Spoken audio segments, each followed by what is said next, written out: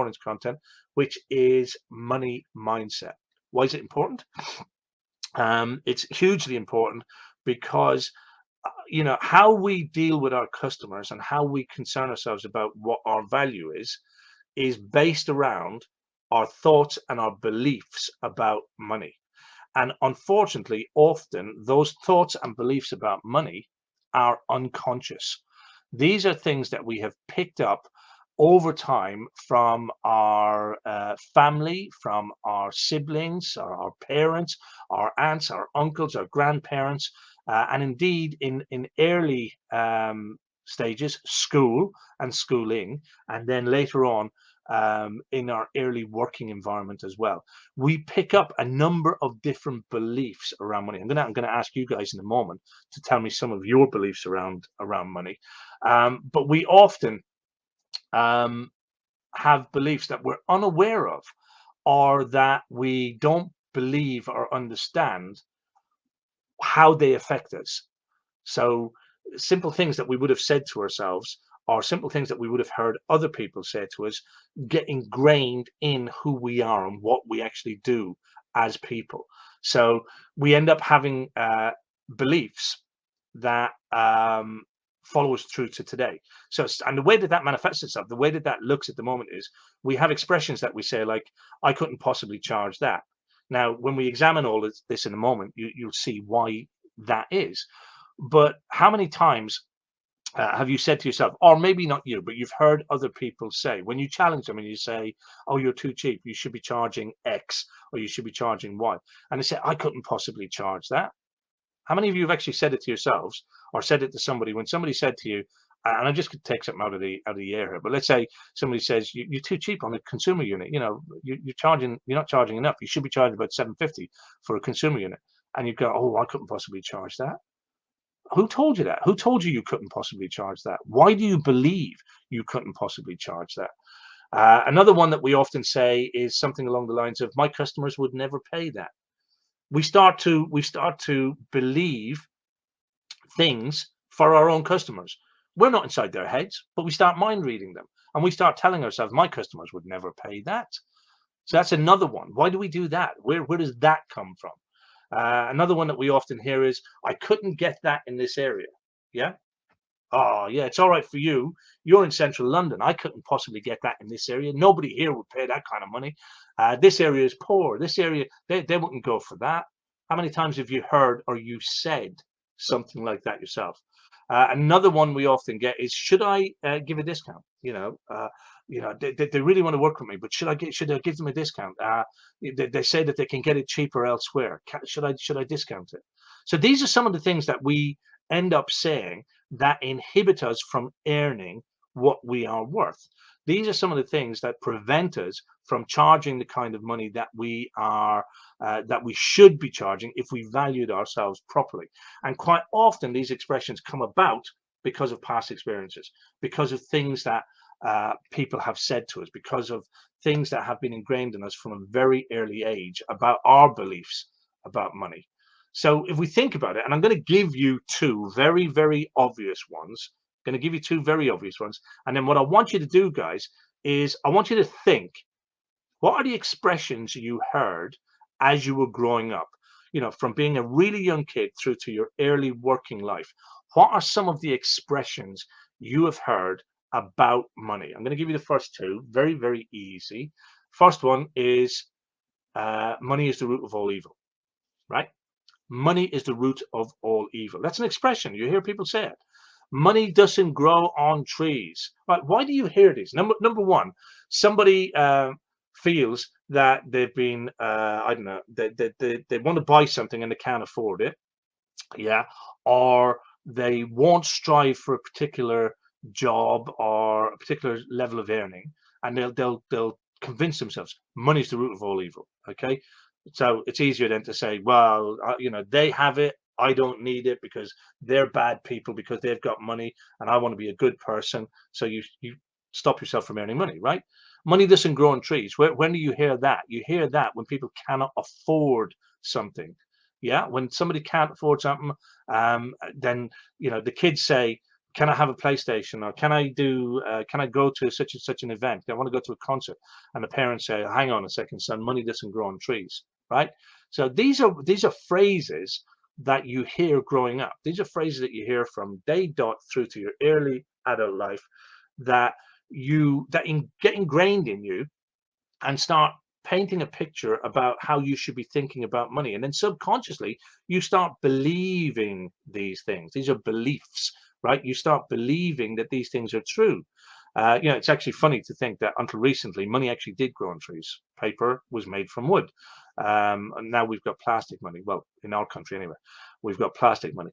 But funny, when as I was growing up and my parents were telling me money doesn't grow on trees, the truth of it is it came from trees. But that's a whole other scenario. But the bottom line is, we're told these things, we allow these things to enter our consciousness, and then we start to act on these. So tell me, what are some of the things that you heard growing up? I see Stephen Thompson has said, I'm not made of money. Yeah, that's another one. But again, think about it, guys. These are all negative connotations. These are all things that you think, right, money's the root of all evil. I don't want to be evil, therefore I don't want money. Now, I know I'm making this sound a little bit lighthearted, but at a subconscious level, that is really how your brain is working.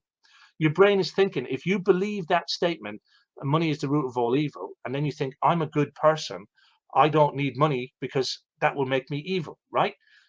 You're not telling yourself consciously, it's unconscious. And therefore, you go out and you start to try and charge what you're worth, and you go, £25 an hour, that'll do because I'm not a bad person. Not consciously, unconsciously. Because if I charge more than that, if I have money in the bank, if I save money, if I can earn a profit, that's evil, what does it say? It's easier for a camel to go through the eye of a needle than it is for a rich man to get in through the gates of heaven. Actually, and I can't remember the full quote, but it is misquoted. It's actually it's quoted to express the point that well, it's quoted often by people, again, to say things like money is evil. But the actual true message, and again, I'm not very biblical, but I know I've read somewhere before that the actual true message was about a rich man should help other people, and in helping other people, but by being rich, you can help other people, and so on and so forth. And if you hoard your wealth, then that's a bad thing. So it's people that are evil, not the money. I've gone off on a bit of a tangent. So what have you grown up with? Stephen Thompson said, money, I'm not made of money. Okay, let's have a look and see what else you guys are coming up with here. Ray Wilson, I can definitely relate to this. I've had a very religious upbringing. There we go. Has certainly affected my values and beliefs on having money and earning money. Often I feel like I need to be doing charity and giving everything away. Ray, there is nothing wrong with both. And this is the thing that's often missed.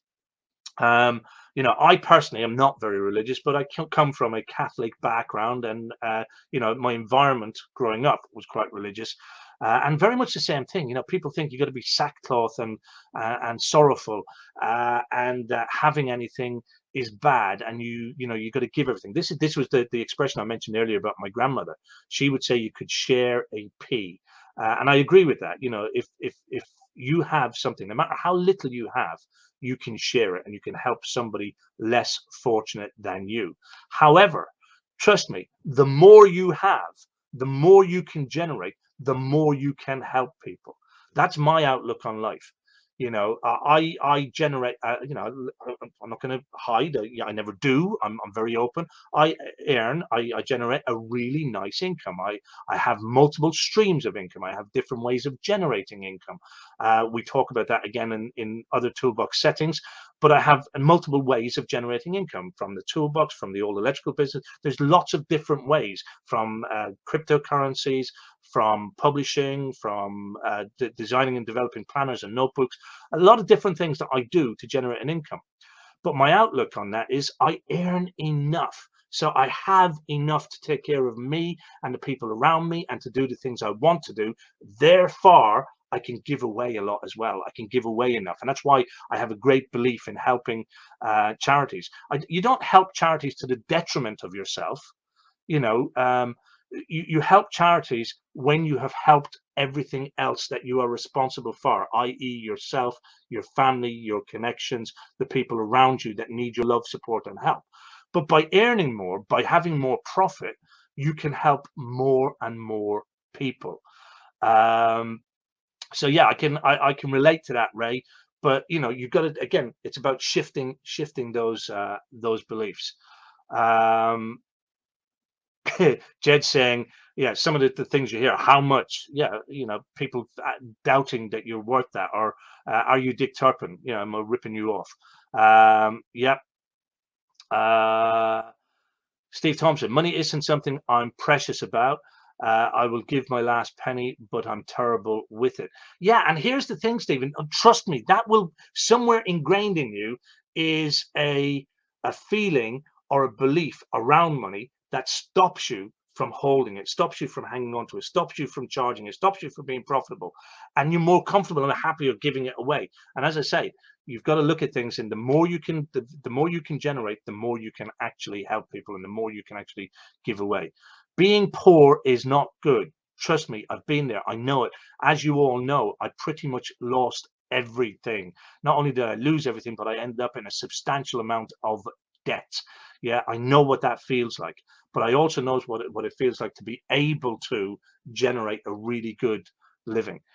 More money equals more problems. So some people have this belief that, and these are, you know, helping you along with some of the expressions that I've heard along the way. People believing if I've got money, I'm going to have to deal with more issues and more problems.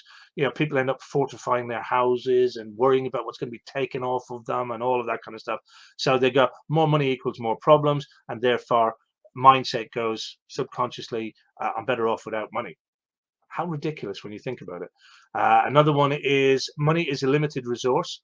I can guarantee you money is not a limited resource. And you know what? The easiest way to prove that at this moment in time is this whole freaking pandemic that we've just been through.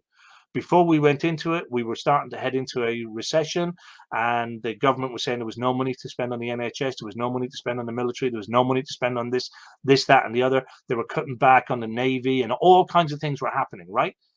Correct? Think about it. Go right back to the beginning before COVID actually struck. How poor was this country? And how quickly were they able to generate money when they needed to? When they needed to stock up for the NHS, when they needed to get testing kits, when they needed to pay people for being off on furlough, when they needed to find grants for small businesses. Well, yeah, all these things, they found the freaking money, correct? Money is not a limited resource. There is lots of it about. Look, there's a story about you know, a guy who if you can imagine, you go to I'm trying to think of the story now and it won't come to me. I'll give you my very quick version of it. You know, a guy goes to the ocean and he has a small cup, and he takes out a little cup of water from the sea to take it back to fill up his little pool. And his mentor, his guide, his whatever, is like, well, why are you doing it with such a small thing? He said, well, you know, I have to do it slowly. I have to do, and the guy's just like, well, do you really think the ocean cares when you take a bucket down to it and you take a bucket of water out of it? Let me show you. And he goes down, he gets the biggest bucket he can possibly have, and he takes the bucket out, and he pulls up the bucket of water. He's got a full bucket of water, and they look out, and the ocean is still there. The ocean is not affected by the fact that the guy has this bucket of water, but he now has this bucket of water, and he takes it away and he pours it into his pond. He's got a nice, you know, bucket of water filling up his pond, and he goes back down to the ocean and he fills up the bucket again, and he walks away and he pulls it in, and his pond is getting bigger, his pond is filling up, but there's no sign that the ocean is emptying. That's what money's like, guys. Just because you earn what you need to earn, just because you save, just because you get a profit, does not mean anybody else needs to suffer. There is enough money to go about. People will be suffering because of lack. People will be suffering because they don't have enough money. That does not mean that there is not enough money. They just don't know how to claim their portion of it. You need to learn how to claim your portion of it. Money is not a limited resource. There is enough of it about there. There's an expression somewhere that if you took all of the money in the world, and you spread it out equally around everybody on the globe, you took every penny that was there and you spread it equally amongst all the people in the world, we would all be multi-millionaires, right? However, in a very short period of time, that money would find its way back to the top 1% of people who hold money in the world. Why? Because of money mindset, because of people's beliefs around money, because of the fact that they don't know what to do with it, they don't know how to hold on to it, they don't understand its proper value, all of that. Why do we have so many lottery millionaires who go bust within 3 to 5 years? Why? Money mindset. They don't believe they're worth it. They don't believe that they can hang on to it. They don't believe that they belong in that environment. Okay, you need to get your head around these things. So money's not a limited resource. There's enough of it out there. You just got to claim your money, your rights to it, basically. Um, so we've done this one. It's not right to have a lot of money when others have so little. That is not your issue. If you have more, you can help those who have little. You know, if you have more, you can help either by charitable giving or by demonstrating or by showing people how they can have their portion of it as well. One of the fantastic things I love about the whole CFX thing, and I don't want to go into, I'm not trying to push CFX at the moment, but one of the fantastic things I love about the whole CFX thing that we're involved in is the fact that it has helped so many people who had so little to now have so much more. I have watched people start that program with sort of like 3 to 500 quid, and they're now up to like 30 grand within the program. So, you know, helping other people doesn't mean that you shouldn't have wealth, you shouldn't have money. And remember, guys, that a belief is only a belief. That's all it is. It's not a fact. A belief is only a belief, and you can change your beliefs whenever you choose to do so. That's a decision. You can decide that you are worth every penny that you charge. You can decide that you're not going to work for cheapskates. You can decide how much profit you want to have in your business and not be dictated to by other people. You have the free will to choose how you want to believe or what beliefs you want to have about or around money. Right.